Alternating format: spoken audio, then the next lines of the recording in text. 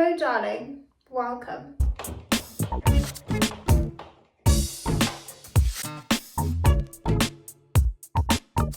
Let's take a look back at our equilibrium in the goods market in the open economy.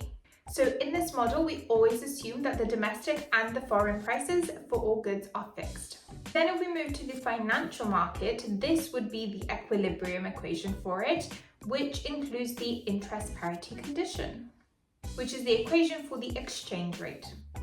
What we can see through this equation is that an increase in domestic interest rate is going to increase the exchange rate.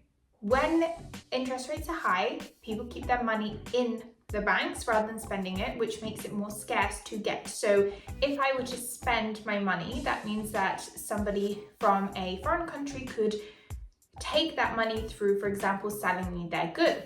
But if interest rates are high and I decide to keep my money in the bank, they don't have access to it anymore. So it becomes more scarce. And when something is scarce, it appreciates. So the exchange rate here will appreciate. Whereas an increase in the foreign interest rate will depreciate our exchange rate. Using the same logic, it's just the opposite way around. And then the expected increase in the exchange rate tomorrow will increase the interest rate today.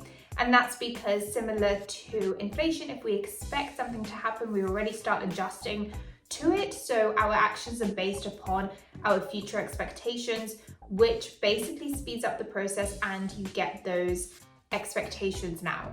Our interest rates and exchange rates always go upwards together, so that can be graphically represented. For the IS relation, we can actually combine the goods and the financial market and show it in an equation. And then for the LM, the interest rate remains constant. Upward shift of the LM curve naturally, since the y-axis of the graph is interest rate, so obviously it's going to increase if the interest rate is increasing.